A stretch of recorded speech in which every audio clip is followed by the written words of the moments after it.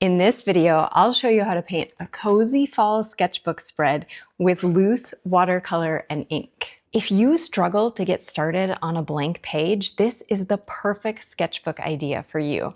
You don't have to do any pre-planning and you can dive right in with simple watercolor shapes. When the paint is dry, you can do mark making on top. These doodles are so much fun to create and you can do them with any subject. I'm working inside my watercolor sketchbook that I've dedicated to watercolor and mark making doodles. I start each page or spread with one layer of watercolor. It's great practice for painting gradients and trying out different color palettes.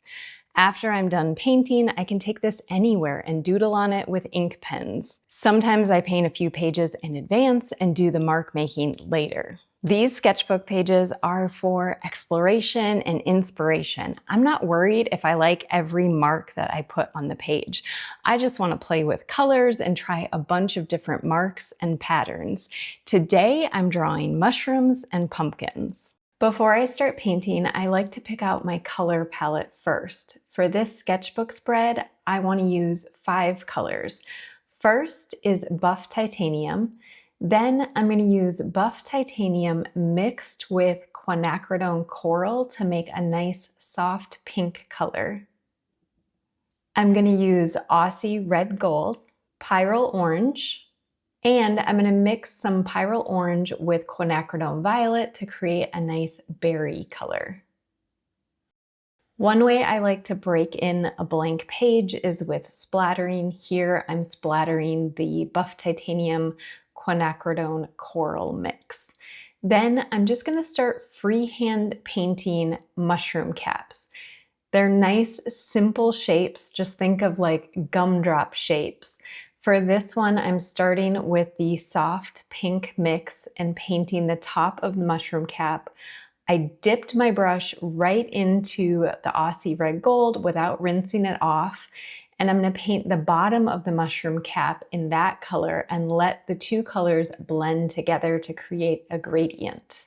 Next, I'm going to paint a larger mushroom cap starting with the Aussie Red Gold this time. Then I'm grabbing Pyrrole Orange on my brush and just letting it blend in with the Aussie Red Gold I already put on the paper. You can see here as I add the Pyrrole Orange, it's not blending really well because the Aussie Red Gold already started to dry pretty fast.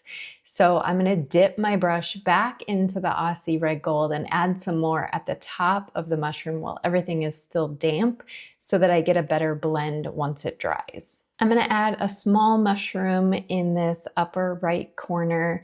I'm starting out with the Buff Titanium, and then I'm going to pick up some of the Buff Titanium Quinacridone Coral mix to make the bottom of the mushroom cap pink. I'm thinking about where the stem of that top mushroom will be so I can plan where to put the mushroom below it. I want to do a really big mushroom that looks like you can see up underneath the mushroom cap.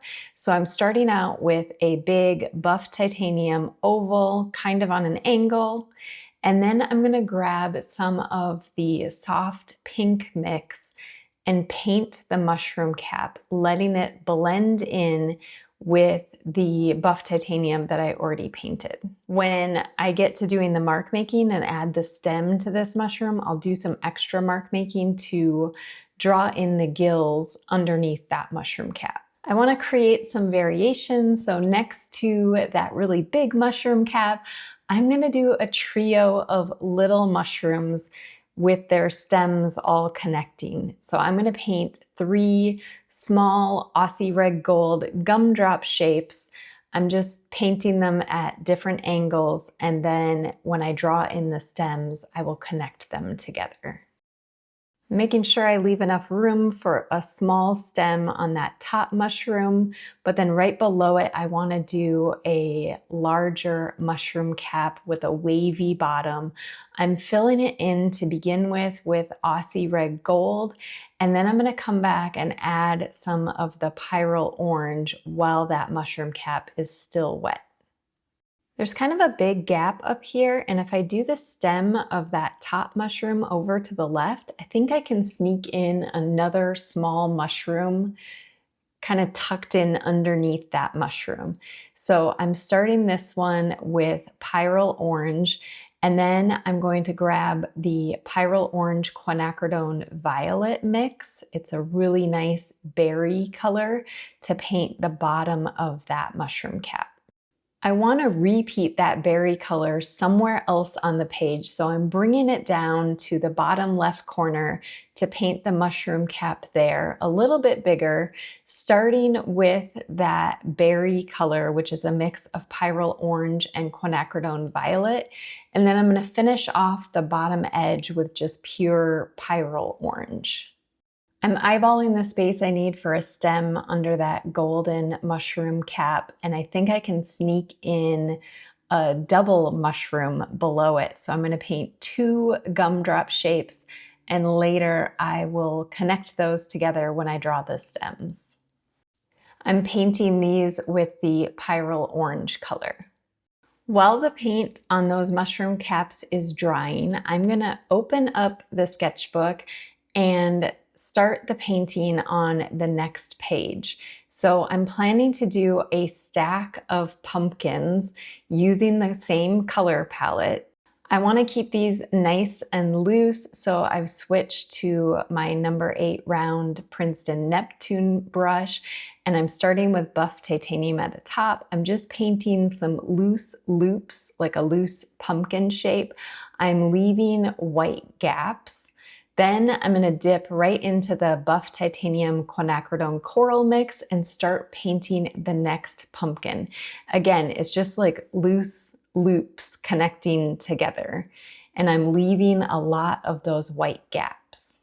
I loaded my brush with Aussie Red Gold for the next pumpkin, and you can see the paint is shooting straight up into the pink. And I don't want it to blend too much up into that buff titanium pumpkin, so I grabbed a palette knife and just tucked it under the edge of my sketchbook, so gravity will keep that paint from flowing back up into the other pumpkins. For each new pumpkin, I'm making it slightly larger, slightly wider, painting those loose arcing shapes that connect in the middle. It really doesn't matter in this kind of doodle if the color shapes are perfect pumpkin shapes, because when we add the ink, we can resolve the shape. Now, for the biggest pumpkin, I'm using the berry mix, which is Pyrrole Orange and Quinacridone Violet.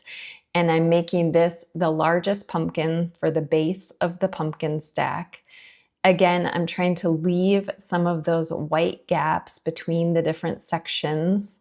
And on this one, I'm being more careful on the bottom edge of the pumpkin to make a nice shape to finish off this stack.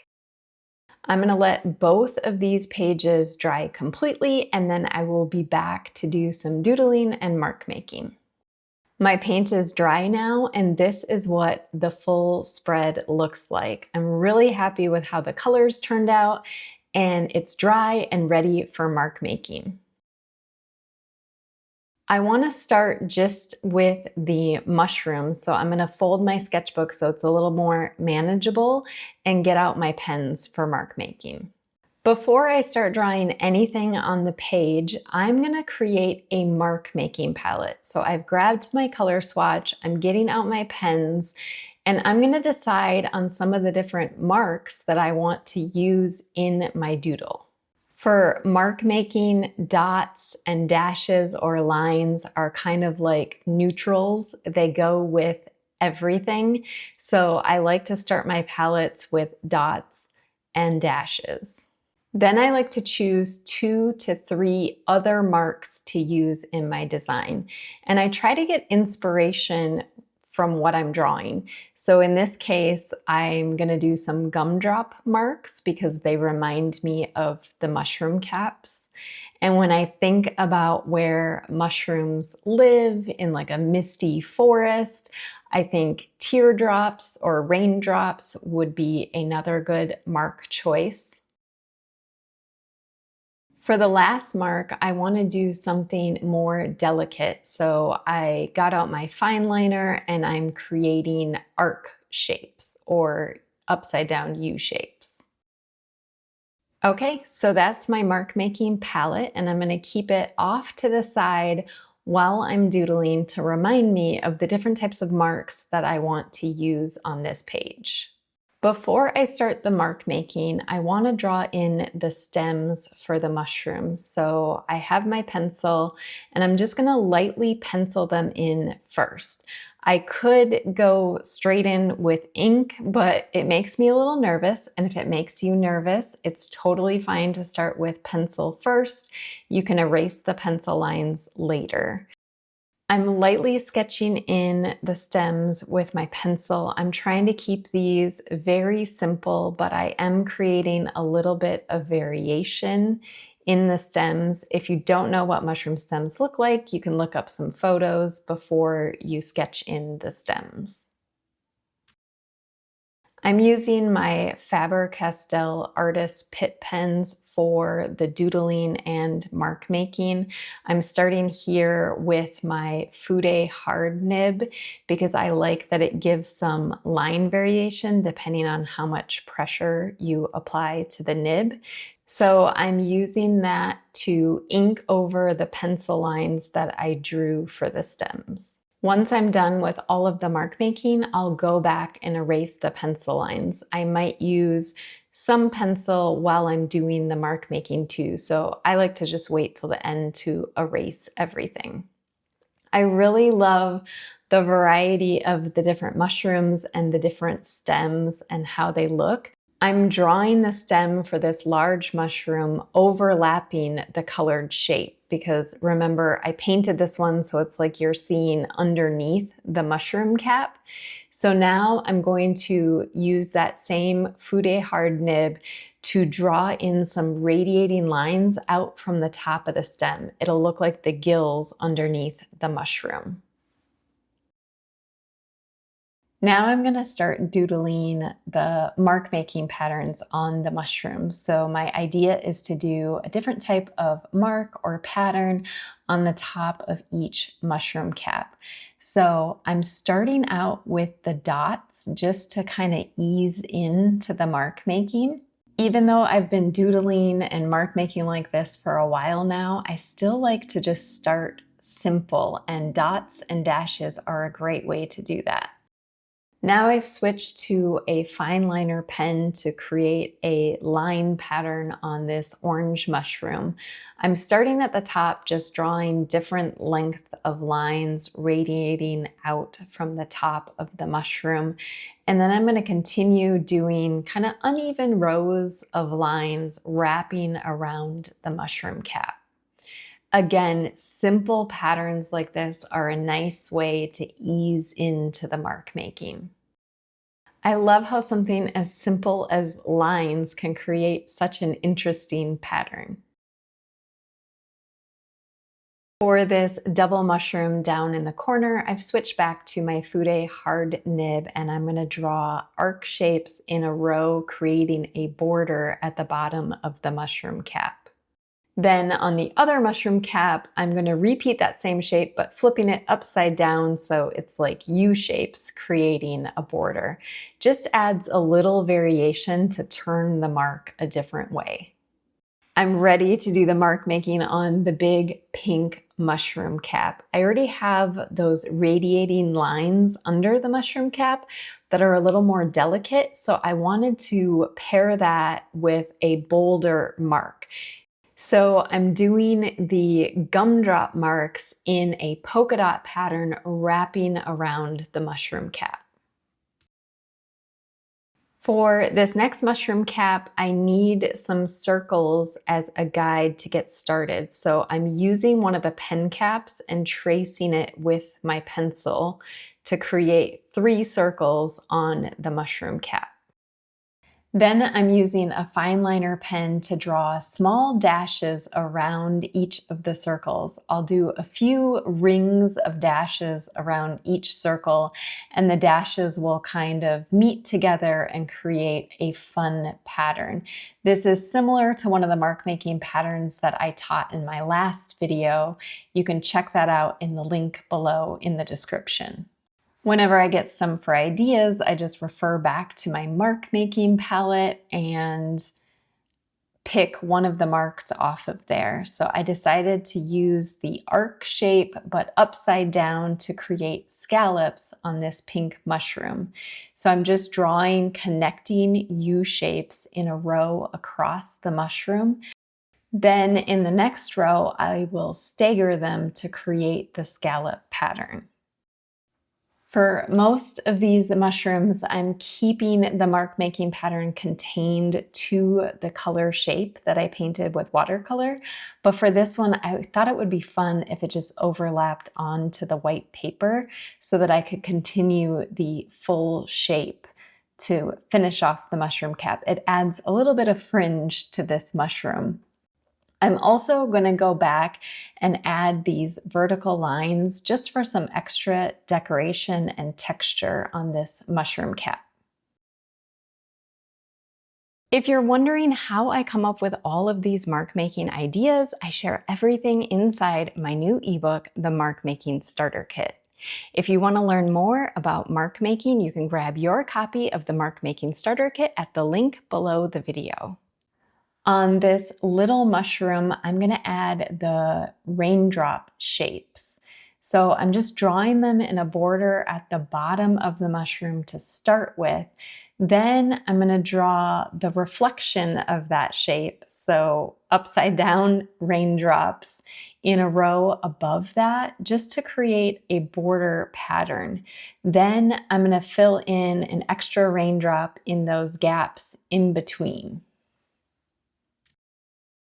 I'm drawing some pencil lines on this mushroom to serve as a guide. I'm just curving them from the middle of the top of the mushroom cap down to the bottom. And then I'm going to start making marks along those lines. I'm using my Fude hard nib just because I like how I can draw really small marks, or I can draw larger marks and color them in. So the mark I'm drawing here is the gumdrop shape, and I started out really small, and then as it comes down the mushroom, I'm making the mark bigger. And I'm going to repeat that on all of those pencil lines that I drew. I also am going to go outside of the mushroom cap and add those same marks along both sides of the top of the mushroom cap, just to give it some extra texture. For the last mushroom, I think I need to use that raindrop shape again. It's the only one that I haven't used twice yet. I'm starting out with a pencil guide, just drawing a grid on this mushroom cap. Then I'm using my Fude hard nib to draw in the raindrop shapes in a pattern, using the grid as a guide for the placement. Sometimes I like to fill in my shapes as I go, and other times I like to draw all the shapes and then go back and color them in. When I'm making a tiled design like this, sometimes I get kind of confused if I start coloring the shapes in. So in this case, I prefer to draw out all of the shapes that form the pattern first. Then I go back and fill in the shapes at the end. I am done with the mushroom mark making. That was so much fun. And I still have the second page, the pumpkin stack, to work on. And I'm going to use the same color palette and marks for that. I'm going to start with my Fude hard nib and draw in the stem for that top pumpkin. And then I'm going to doodle in the pumpkin shapes. So I'm just starting at the top and drawing arc-like shapes to define the edge of the pumpkin.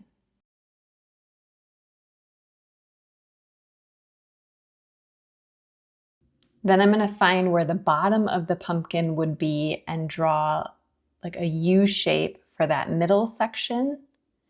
And I'm not connecting these sections in the middle. I'm leaving a little bit of a gap, but I will connect it on the outside of the pumpkin. And just take your time with these doodles. There is no rush to do this. Put down the pumpkin stack, doodling in the outline of each pumpkin. And it doesn't matter if these are perfect. They actually look more charming when they're less perfect. So your lines don't have to line up perfectly with the edges of the watercolor. In fact, I think it's more fun when they don't line up perfectly. For this orange pumpkin, I decided to draw in more sections, more closely following the loops that I painted with the watercolor. So it's like one of those pumpkins that has lots of skinny lobes.